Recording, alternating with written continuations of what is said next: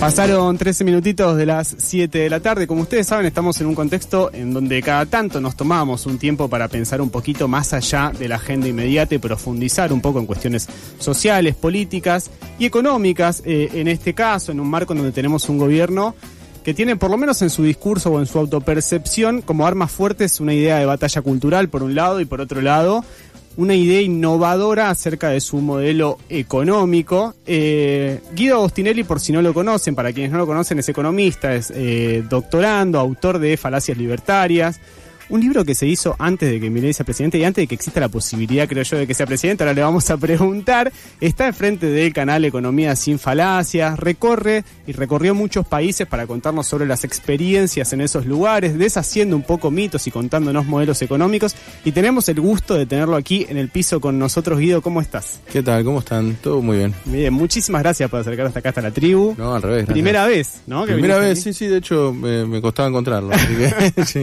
pero llegué bien. Tenemos un mural gigante afuera que nos delata ya directamente, claro, ¿no? Claro. Pero bueno, aquí estamos para charlar un poquitito. Decíamos esto de tus viajes y yo me quedé pensando cuando estaba leyendo un poco sobre tus estudios y demás, en este doctorado que es en la SA de Venegas Lynch, ¿no? O claro. sea, que impulsó es la que le dio, es la universidad que le dio el honoris causa al doctorado, el honoris causa a Milei. Exactamente. No lo digo mucho porque a ver si no me aprueban el doctorado, ¿viste? Pero bajito. Pero sí, la verdad que no tengo nada para decir en mis términos personales. Ajá. Por ahora estoy con el desarrollo de la tesis, pero viste, las tesis doctorales generalmente tardan 4 años, pueden tardar, yo ya voy 2, espero tenerlo lo antes posible el año que viene espero terminarla. Bien. Dentro de toda esta dinámica también me falta tiempo, claro. pero bueno, estoy en eso. Entiendo que es full escuela austríaca eso, ¿no? Claro, por eso fue lo que me guió un poco. Yo estaba dudando entre la UBA, igual yo hice la carrera de base, la hice en la UBA. Uh-huh. También consulté en la UCA, porque a mí me gusta tener formación de distintos establecimientos académicos. De hecho, hice la carrera de base en la UBA y las 2 maestrías, una la hice en la Ditela y otra en Flaxo. Ahí va. Y justo como surgió la posibilidad de SEADE y me venía muy bien para cerrar el tema libro y tener un refresco también de la escuela austríaca, de un docente explicándotelo, porque es distinto leer. Yo me formé mucho con la escuela austríaca, leí mucho de todos los libros, de los principales autores, Hayek, Rothbard, leí sus principales obras, pero siempre me parece interesante que venga un docente y te lo explica. Claro. O sea, y te explique, que vos le puedas cuestionar y que tengas también el retruco de lo que vos, la contestación a las objeciones que uno tiene. Uh-huh. Así que me sirvió mucho. Yo la verdad, aparte los veo realmente muy consecuentes, si bien no coincido en nada con su ideología, la verdad es que, como siempre resalto cuando hablo de la escuela austríaca, me parece que es una escuela que tiene una lógica interna, que a muchos les cuesta esta parte, ¿no? Porque piensan más que hay malas intenciones o que no sé, o que quieren hacer el mal. Y a mí me cuesta mucho pensar que hay una ideología que quiera hacer el mal per se. Una ideología, sobre todo cuando estamos hablando de economía. Internamente es coherente esa lógica, digamos. Totalmente coherente. A mí me parece, y que justamente esa coherencia hace que también entren en contradicciones. O sea, lo que uno tiene que pensar es en los fundamentos de esa escuela, ¿no? El fundamento, ¿cuál es? Que el libre mercado, uno de los grandes fundamentos es que el libre mercado es el que te va a llevar a mayor prosperidad. Claro. Entonces, ¿qué es lo que pasa? Claro, ¿a dónde llegas a los absurdos? Cuando te digo, bueno, el libre mercado, bueno, entonces, ¿qué hacemos con tus órganos? Bueno, no, si vos lo querés vender, sos libre, es tu voluntad, está bien. Entonces, ahí es donde la gente se empieza a dar cuenta de que es una postura un tanto fundamentalista. Y bueno, y son esos ejemplos que te llevan a repensar, y que aparte esos fundamentos no son ciertos. O sea, el libre mercado no te lleva a una mayor prosperidad, no hay evidencia en ese sentido. Uh-huh. Pero bueno, ellos siguen convencidos de eso, y bueno, y eso es un poco todo el trabajo que termino haciendo, mostrando esas contradicciones. Debe ser una ardua tarea ir y estar estudiando esto en este contexto, ¿no? Sí, y aparte porque a Milei también se está despegando mucho de eso. Claro. De hecho, mi segundo libro, Experimento Libertario, justamente hablo un poco más primero, que viajé a los lugares donde se hicieron 3 experimentos libertarios de baja escala, que obviamente les fue mal, pero más allá de eso, analizo la gestión, el comienzo de la gestión de Milei, que obviamente se distancia de este ideario libertario, que a mi modo de ver a medida que avance la gestión va a haber más contradicciones, ¿no? Claro, claro. Con lo cual ya a veces ya ni nos detenemos un poco a marcarlas, porque ya son tantas, ¿no? Claro, Pero... eso es verdad. Sí, sí, es como que cada vez menos se marca esa contradicción, por lo menos desde quienes intentan analizar el modelo económico. Pensemos que ayer Caputo dijo que se mantenían las bandas cambiarias, lo cual me parece bien, digo, en términos de las opciones que tiene para hacer el gobierno, me parece bien que mantengan las bandas, porque acá en Argentina el tipo de cambio totalmente liberalizado es complejo. Y sin embargo nadie, ningún diario ni ningún medio sale a decir eso no es libertario, ¿no? Ya nos olvidamos, porque quedaron muy alejados de esas ideas, ¿no? Sí, sí, es como alejarse de esos manuales desde un principio, les hizo tener cierta impunidad para decir, bueno, listo, ahora ya pasó eso, de alguna forma. Pero vos también sos docente universitario y me interesaba preguntarte qué pregnancia tienen estas ideas, no sé, cuando te llega la hora de hablar de la escuela austríaca, que entiendo que es un pedacito que debe ser chico dentro de lo que son los clásicos y demás cuestiones dentro de la economía.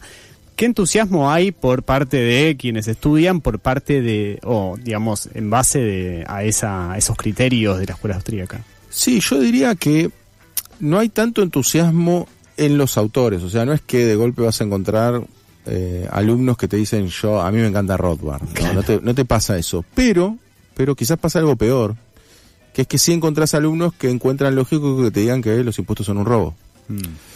Que en definitiva es un poco lo mismo en algún punto, ¿no? Porque uno de los pensamientos de Rothbard justamente es que los impuestos son un robo. ¿Por qué digo esto? Y bueno, porque quizás si tuviesen que leer todo Rothbard y te dice que se pueden comprar y vender niños, te agarra un poco de rechazo. Claro. En cambio, si solamente te dicen, bueno, no, los impuestos son un robo, decís, che, es verdad, a mí si me cobran impuestos me queda menos plata en el bolsillo. Es un robo. Claro. Entonces, de hecho, por ponerte un ejemplo, ahora que se armó bastante polémica con las declaraciones de Agis, las cuales yo salí a respaldar la intención del efectivo. Claro, la intención, hice algunas sugerencias, me parece que hubo cosas que dijo que se pueden mejorar. ¿Por qué hubo un rechazo masivo? No solamente de los libertarios, sino de las personas en general. Porque subyace la idea de que los impuestos son un robo. Entonces uno ya dice, ¿más impuestos? ¿Cómo? Y lo que uno se olvida es que en realidad en esa propuesta, solamente por decirte algo de coyuntura, para mencionar algo de coyuntura, él estaba diciendo, saquemos el impuesto al cheque, claro. O sea, que esas las transacciones bancarias, pongamos un impuesto al efectivo para que haya menos efectivo y para que a su vez formalicemos más la economía. Si formalizamos más la economía, los impuestos los podemos bajar. Entonces, si vos tenés una economía más, ¿por qué pagamos el 21% de IVA? Bueno, porque tenés casi la mitad de la economía en negro. La informalidad laboral es de 43%, subió con Milei, claro, ¿no? Entonces, si vos tenés casi la mitad de la economía en negro, ¿qué es lo que ocurre? Bueno, tenemos que pagar el 21%. Ahora, llevémoslo al extremo, como les gusta muchas veces a los libertarios. Si todos pagaran impuestos, el IVA podría ir más cerca del 10%. Claro. 12, 13%. Ahí se explica el origen más que claro, nada. te voy a decir, che, no, pero me estás poniendo más impuestos, no entendiste nada, entonces así va a seguir más Milei. No. Esperá, los que no estamos entendiendo nada son los que critican esto, a mi modo de ver. Porque aparte no es un funcionario público, es una propuesta en la cual se puede discutir. Lo que quiero decir es que esas batallas me parecen necesarias, por eso, no obstante, sabía que me iban a putear por salir a defender esto, lo hice igual, porque me parece que es necesario dar estas batallas, ¿no? Y pensar que la informalidad va a bajar porque le demos más beneficios a los informales, no hay evidencia en el mundo que muestre eso. Claro. Lo que tenemos es Paraguay, que se vive haciendo concesiones hacia los informales y tienen más informalidad que nosotros, arriba del 60%. Que es un poquito la referencia hacia donde va Milei, ¿no? Con esto de la reforma laboral y demás. En cambio, lo que tenés es en España, están endureciendo las penas por quienes quienes son informales. Entonces, ¿a quién está yendo mejor? O sea, en Europa hay una mayor tasa de formalización porque penan la informalidad, no dan beneficios para la informalidad. Claro. Entonces, lo que hay que tratar es de ver esto y de tener una visión más de largo plazo. Yo entiendo, aparte, yo por eso también, hablando de esa sugerencia, yo lo que dije, bueno, podemos establecer un piso, no sé, hasta $1.000.000, claro, no te cobro por retirar efectivo. Ahora, retirás más de $1.000.000, porque mucha gente me escribió, y bueno, pero el alquiler, ¿cómo pago el alquiler? Bueno, primero que el tema de los alquileres, en algún momento lo tenemos que arreglar. O sea, en algún momento, que lo intentó Alberto Fernández, que fue fallido, o sea, no funcionó bien, pero claramente tiene que haber un registro de los alquileres. Hagamos un monotributo para dueños de propiedades, en las cuales se tribute muy, muy, muy poquito, pero que tengamos un registro de las propiedades que se alquilan. porque así no puede haber una economía tan en negro a través de los alquileres. Bueno, quizás ahí vos hablabas esto de los montos y quizás ahí fue un poco raro el ejemplo de Álvarez Agis cuando dijo, bueno, 1.000 pesos creo, bueno, ahí sonó sí, como de 1.000 pesos que te dé el cajero 900, claro, sí, pero yo lo que dije ahí es, esto pasó como con las empanadas de Darín. Claro, 48 lucas, entonces todo el mundo hablando de 48 lucas. El punto era que estaba todo caro, eso fue lo que quiso decir Darín, no quiso decir 48 lucas las empanadas. Me parece que con Emanuel pasó lo mismo, que bueno... trató de ejemplificar, quizás si hubiese dicho 980 la gente no se horrorizaba tanto, pero bueno, dijo 900. A quien escuchan es a Guido Ostinelli, economista, está al frente del canal Economía sin falacias, autor de 2 libros que explican mucho este fenómeno y además viajás mucho, Guido. Y bueno, estuviste en distintos lugares, países, ciudades que son tomados, como decías vos, como referencia en algún punto por este modelo.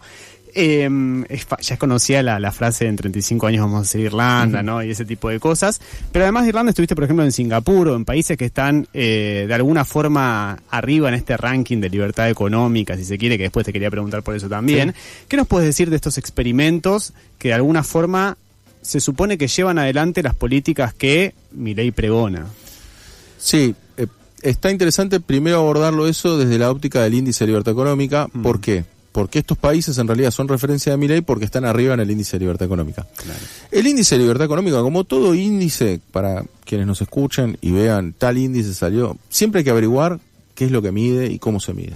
Justo ayer tuve una conversación política en la cual me decían, no, pero la corrupción, y yo le decía, pero ¿de dónde sacas que hay más corrupción o menos en un lugar? No, hay un índice que te muestra, bueno, ¿sabes cómo se mide el índice de corrupción? Es índice de percepción de la corrupción. Hacen preguntas a personas puntuales, entre las cuales hay empresarios, por ejemplo, entre las cuales te dicen cómo perciben ellos la corrupción, pero no hay una manera objetiva de medir la corrupción. Entonces, en Argentina, ¿qué es lo que ocurre? Claro, cuando hay un gobierno que no le gusta a ciertos sectores, dicen, no, esto está lleno de corruptos. Entonces, ¿qué es lo que te da Argentina? Vas a ver que con Milei, con todos los escándalos de corrupción que tuvo, voy a hacer un poco de futurología, no me gusta por lo general, porque en economía... generalmente le pifias con esas cosas porque... en todo, ya hoy por hoy. Es muy difícil, pero me animo a decir que con Milei seguramente va a dar una baja de la corrupción. Claro. ¿Por qué? Porque los sectores concentrados lo que van a decir, no, hay menos corrupción que con el peronismo, ¿no? Entonces, te va a dar una baja. Ahora, ¿es que hay menos corrupción ahora con Milei? Con los escándalos que tuvimos, Libra, lo del 3%, bueno, todo lo que todo lo que ya sabemos... un narcodiputado, digo, todo lo que tenemos, y sin embargo, vamos a decir, y concentrado en nada más que 2 años de gestión, ¿no? Claro. Lo que quiero decir es, y con esto a mí no me gusta hablar de la corrupción en sí, porque me parece algo difícil de poder medir. Entonces, para los economistas eso es un problema. Ahora, ¿cómo lo resuelven? Con un índice de percepción de la corrupción. Y ahora, ¿qué es lo que ocurre? Estos índices hay que desconfiar y hay que analizar cómo se miden. Eso es fundamental. Hay que hacer una investigación chiquita y decir, bueno, ¿cómo se mide? Bueno, el índice de libertad económica incorpora el de percepción de la corrupción para, por ejemplo, penalizar a los países que supuestamente son menos libres para ellos. Entonces, ¿qué es lo que ocurre? Bueno, como en realidad en las premisas libertarias, uno podría decir, si yo te dijera a vos, bueno, ¿qué tiene que tener un país libertario? O si le preguntáramos al público, ¿no? Claro. Seguramente las dos cosas que nos van a contestar son menos impuestos, o sea, y esto cómo se mide con presión fiscal. ¿Cuáles son los países que menos presión fiscal tienen? 3 países africanos. O sea, Guinea Ecuatorial, Nigeria. Claro. Y por indescifrable, se hace la pregunta así, ¿no? Por eso, si vos decís, bueno, ok, si vos me estás diciendo que el Estado es un ladrón, qué sé yo, bueno, ¿cuál es el país que menos te roba con los impuestos? Bueno, países africanos. Por otro lado, alguien me podría decir, no, bueno, a mí me parece importante que no haya gasto público, porque ahora parece que digamos, el principal mal de todos los tiempos es el gasto público. Bueno, ¿cuáles son los países que tienen menos gasto público? También africanos y Haití. Entonces decís, bueno, ¿qué pasa? Si hacemos un índice, de hecho yo tengo muchas ganas, algún día lo voy a hacer, cuando tenga tiempo, de hacer el índice real de libertad económica, ¿no? Entonces, ¿cuál pones esas 2 variables y decís, ¿quién te da primero? Bueno, te dan todos países africanos. Cambia todo el ranking. Como no podés decir, mi objetivo es Somalia, entonces... lo que ocurre es que lo que hacen es este índice en el cual te ponen percepción de la corrupción. Claro, en Somalia le preguntas a los empresarios y te dicen, no, acá el Estado es corrupto, qué sé yo. Entonces cae en el ranking. Y así un montón de otras cosas, también de funcionamiento de la justicia, en fin. Claro. Es un índice con 12 variables en las cuales estas variables de los impuestos y del gasto del Estado pesan poco y hacen pesar más las otras variables. Y además hecho de forma privada, entiendo, ¿no? O sea, Heritage Foundation, una institución conservadora de Estados Unidos. Con lo cual, no es la libertad económica, es lo que Heritage Foundation quiere para cada país. Que no me parece mal. A ver, pero ponele índice de Heritage Foundation y no le pongas de libertad económica. Blanquealo. Porque después en todos los debates, a mí lo que me pasa, me sigue pasando, es increíble, sobre todo en TikTok pasa mucho esto. No sé por qué, justo en esa red social. Pero mucha gente me dice, pero no entendés nada, tiene más libertad económica. Y digo, ¿qué libertad económica? Escribí un artículo académico sobre el tema, de hecho lo pueden buscar, que quiera, crítica al índice de libertad económica, pone crítica al índice de libertad económica, Agostinelli, y te va a salir ahí el artículo más pormenorizado de cómo se mide. Entonces, lo que quiero decir es, el resultado es lo que Heritage quiere. En eso, ¿quién te da primero? Singapur. Claro. Entonces, y Milei lo puso en la tapa de su anteúltimo libro, puso Singapur como el desarrollo, y abajo puso a La Habana como el subdesarrollo socialista, ¿no? Y bueno, ahí lo que tenés, yo estuve en Singapur, por decírtelo muy rápido, tiene una presencia del Estado mucho más grande que la que hay en Argentina. 20% del PBI. Una aerolínea estatal que es punta de economía. Es la mejor aerolínea estatal del mundo y es estatal. Es estatal, a su vez tenés el 20% del PBI explicado por empresas estatales. En fin, tenés grandes gastos en infraestructura, un IVA que va aumentando año tras año porque quiere mejorar el sistema de salud, ¿viste? Vos decís, che, esto no cuadra con el relato libertario. Sí. Pero bueno, yendo a tu pregunta de Irlanda es el puesto número 3. Y bueno, Irlanda, ahí hay una selección de datos muy perversa, a mi modo de ver, que hace Milei. ¿Por qué? Porque ¿cuáles son? Él hace un cherry picking, el cherry picking es la selección arbitraria de datos, ¿no? Claro. ¿Cómo lo hace? Bueno, te toma 2 datos y te dice, bueno, entonces yo quiero hacer esto. ¿Cuáles son los 2 datos que toma? O las 2 cerezas que te muestra, ¿no? ¿Cómo sería la lógica del cherry picking? Te muestro una cereza, te muestro otra cereza linda. Y no te muestro la que están abajo. No te muestro toda la canasta que tengo de cereza podrida. Claro. ¿no? Entonces te muestro 2 y te digo, mira qué lindas las cerezas. Si querés, me compras toda la canasta, ¿no? ¿Cuáles son las cerezas que muestra? Irlanda tiene menos impuestos que el resto de la Comunidad Europea. 12,5 de impuestos a la renta de las grandes corporaciones. Y a su vez, ¿por qué tiene ese 12,5? Bueno, porque lo que hacen es aprovechar que están dentro de la Comunidad Europea, te cobran menos impuestos. Entonces vos estableces tu sede en Irlanda, lo hace Microsoft, lo hace Meta, lo hacen TikTok, lo hacen las grandes empresas, y lo que hacen desde ahí es facturar al resto de Europa. Claro. Entonces le facturan a Francia. Entonces están sacando provecho que están dentro de la Comunidad Europea. Ahora fíjate, eso es un dato, menos impuestos, ¿no? Y después por otro lado, lo que hacen es que al haber instalado esas empresas ahí en Irlanda, el PBI de Irlanda es muy grande. Claro, y la población es poco más de 3 millones de habitantes. Entonces vos dividís el PBI por la población que tienen, lo que te arroja es un PBI per cápita de los más altos del mundo. La cereza que te muestro. Claro. Impuestos bajos, PBI per cápita de los más altos del mundo. Seamos Irlanda. Tal cual. Pues sí, pará. Déjame analizar otras cosas. Fíjate allá, hablé con economistas. Analicemos otras cosas porque hay otras cerezas para hablar. Y bueno, ¿qué te puedo decir? A ver, 23% de IVA en vez del 21%. O sea, tienen más IVA, o sea, más impuesto al consumidor que lo que tenemos en Argentina. Planes sociales, porque te quedás sin trabajo y justificás que no puedes encontrar trabajo, te siguen pagando prácticamente el equivalente a un sueldo. Tenés educación y salud gratuita, objetada. Mucha gente que vive en Irlanda me dijo, che, ojo que funciona muy mal, digo, vale la pena decirlo, pero tienen la intención de que tanto que haya educación como salud gratuita. Y el dato que más me llamó la atención es que tienen la empresa de agua, o sea, el equivalente a nuestra AISA, gratuita para los hogares. Te vamos a abrir el grifo, puedes tomar, o sea, es agua potable y gratuita para toda la población. ¿Cómo se financia la empresa? Porque pagan las empresas que contratan el servicio. Entonces, vos cuando vas a Irlanda decís, ¿pero esto qué tiene? Sí, no cuadra con el modelo, lo que decías vos antes. Y el PBI per cápita no representa también un bienestar de la población. De hecho, si uno se fija los gastos de las familias, lo que encontrás es que en los últimos años en Irlanda está yendo a la baja. Tal es así que ahora ganó la izquierda. Claro. En Irlanda. Claro. O sea, lo que quiero decir es que si fuese tan virtuoso lo que estaba pasando, bueno, la izquierda tenía poco para hacer. Sin embargo, bueno, la población evidentemente, y todo lo que están emigrando los jóvenes irlandeses. Claro. Entonces decís, claro, lógico. Y es más, si son menos habitantes te va a dar el PBI per cápita más alto el PBI. Todavía. Entonces, lo que quiero decir es que son parte de este relato de Milei, y eso es lo que tratamos de abarcar en el libro y mostrar estas contradicciones, porque bueno, Milei tiende a simplificar la realidad, ¿no? Quien nos dice todo esto es Guido Agostinelli, economista, autor de Falacias Libertarias, de Experimento Libertario, el libro más reciente. La verdad es que el tiempo se nos pasó recontravolando, pero no quería despedirte sin antes preguntarte, porque de todas estas economías que conociste por el mundo, empresas que visitaste, ministros que entrevistaste, porque también entrevistaste ministros, ¿encontraste algunas ideas que consideres que serían realmente beneficiosas para la economía argentina?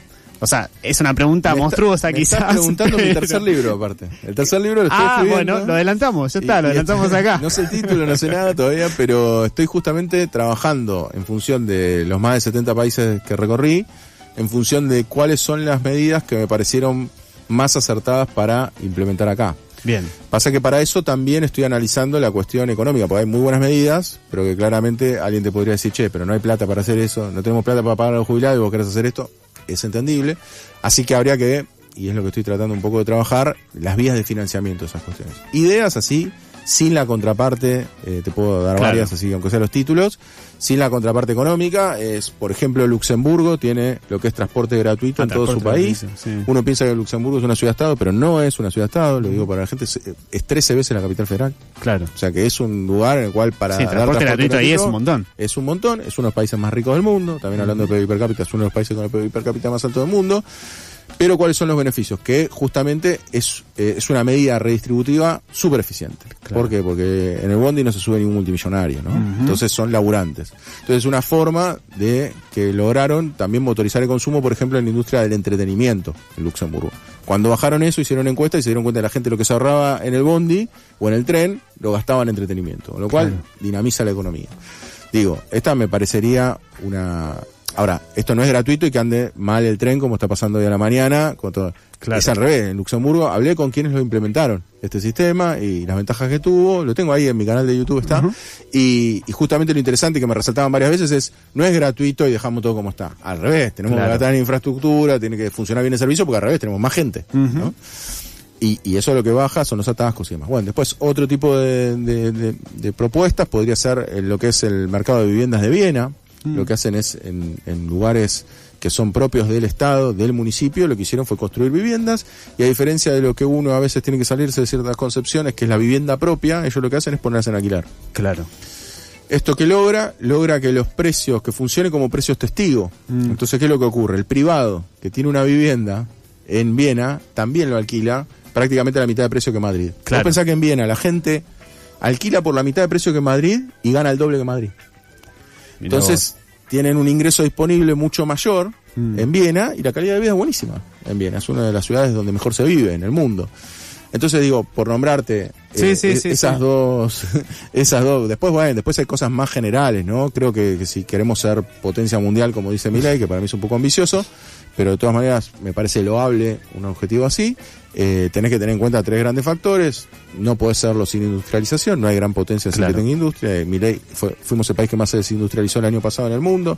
No podés hacerlo sin infraestructura.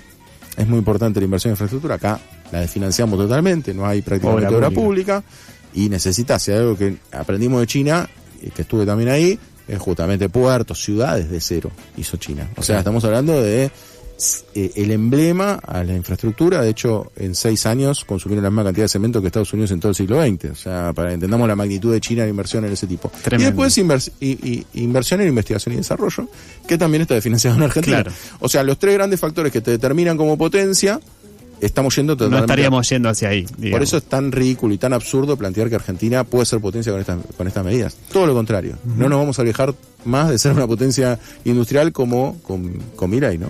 Así que te diría eso, hay más, pero digo... Bien. Aparte nos adelantaste ya algo de tu tercer libro, así que bienvenido. O sea, tenemos una primicia ahí que nos acaba de decir Guido Agostinelli. Guido, muchísimas gracias por acercarnos acá, por tu tiempo, y bueno, seguiremos en una próxima charla, si se puede, a la brevedad. Cuando quieran, y muchas gracias por la invitación.